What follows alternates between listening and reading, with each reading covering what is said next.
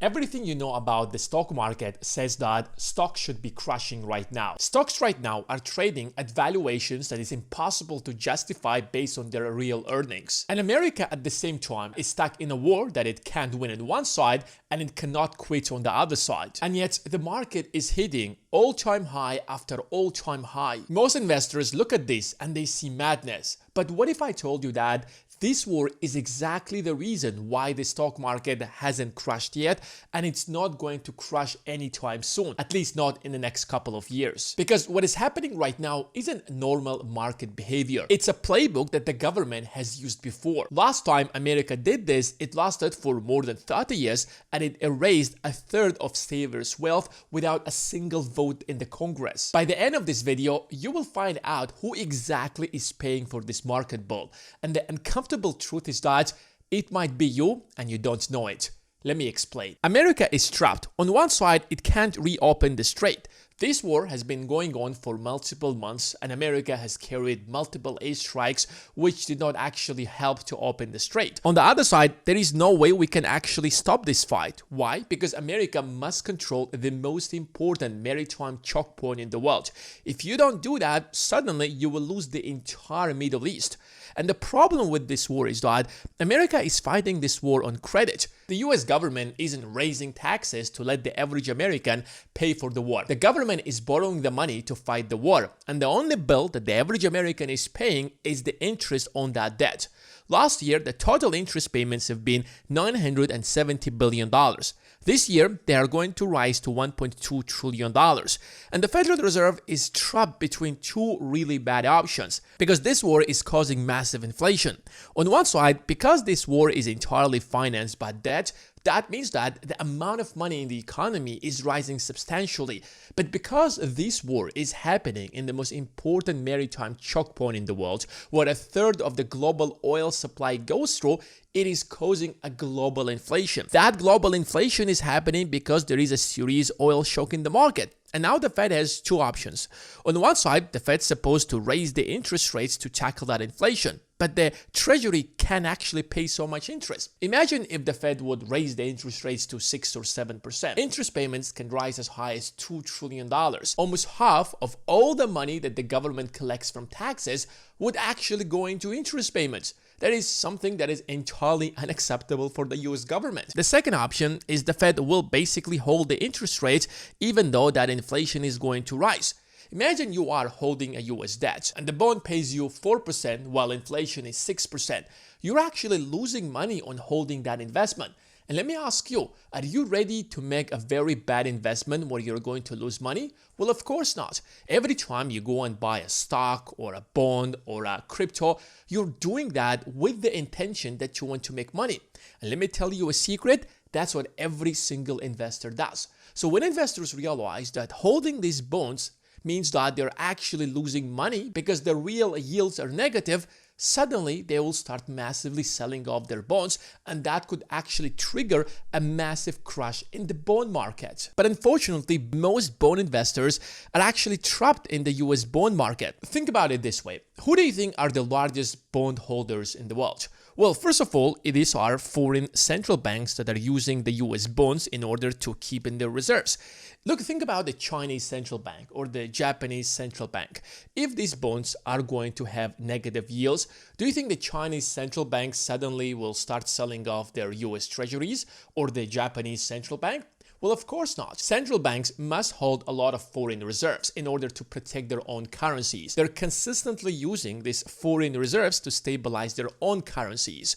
So when a central bank will run out of foreign reserves, its currency is going to crash. So whether you like it or not, as long as you're part of the global economy, you must hold a lot of foreign reserves, which means that even if they sell a portion of their US treasuries, they're still going to hold a vast majority of them. Secondly, the US banks. Now, if you want to be a bank in the US, then you're obligated by law to hold a certain amount of US bonds. Whether these bonds are good investments or bad investment, it doesn't actually matter. As long as you're a bank in the US, you must hold them.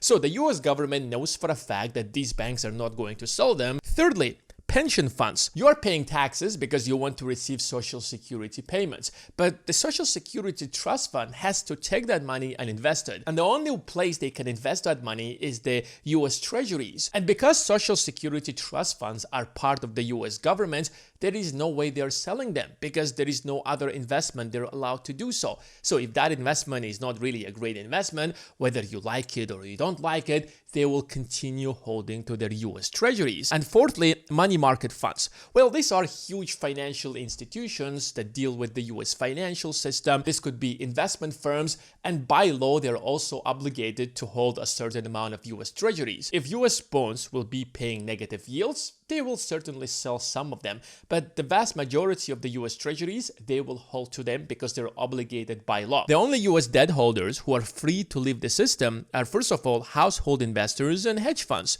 If you are Warren Buffett, who is sitting on $400 billion of US Treasuries, no one is forcing you to hold into these Treasuries. You can sell them overnight.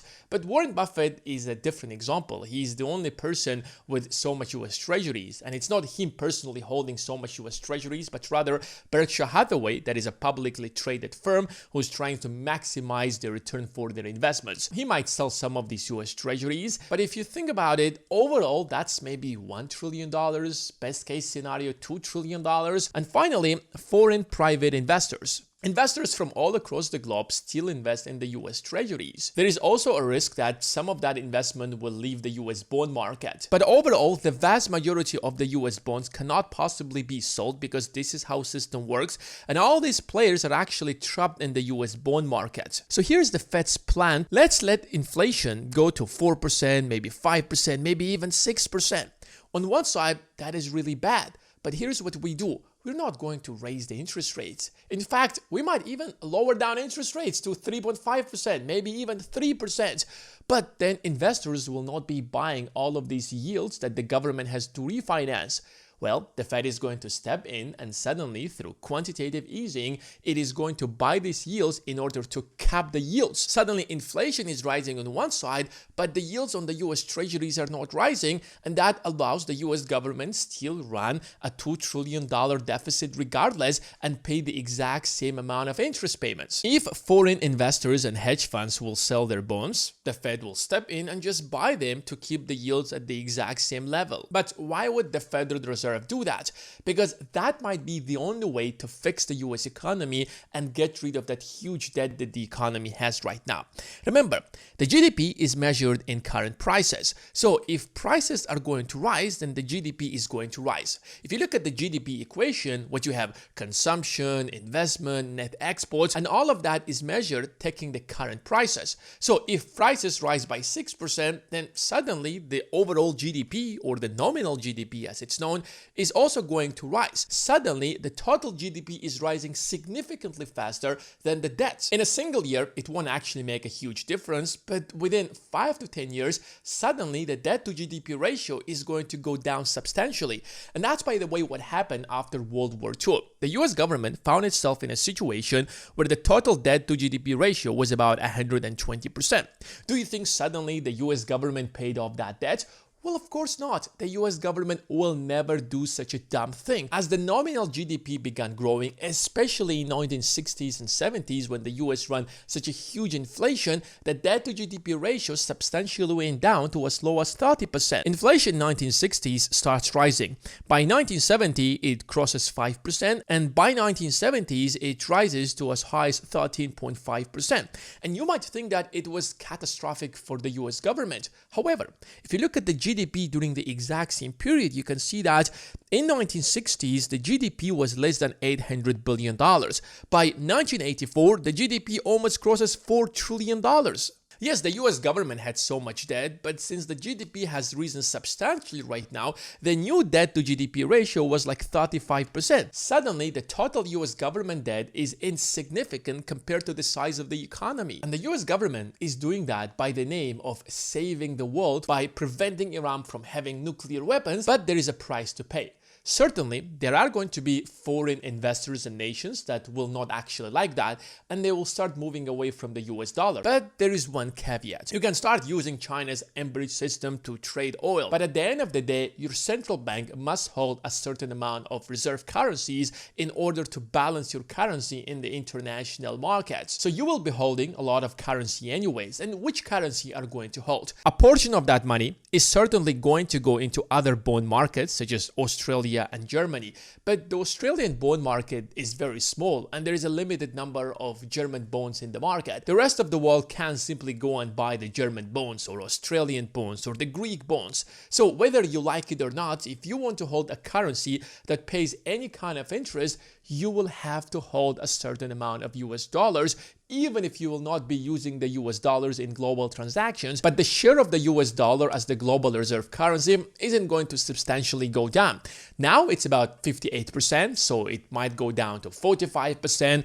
Worst case scenario, it will be 40%. Another substantial amount of that money is certainly going to go into gold, and that's already happening. If you pull out the data and you look at the Chinese central bank, you'll see that every single month they're raising their gold reserves. And that's, by the way, not just happening with the Chinese central bank, it's happening with central banks all across the globe. So they're selling their US treasuries and slowly diversifying into gold. Why? Because we simply don't have any other option. And finally, a good portion of that money is going to go back into the stock market.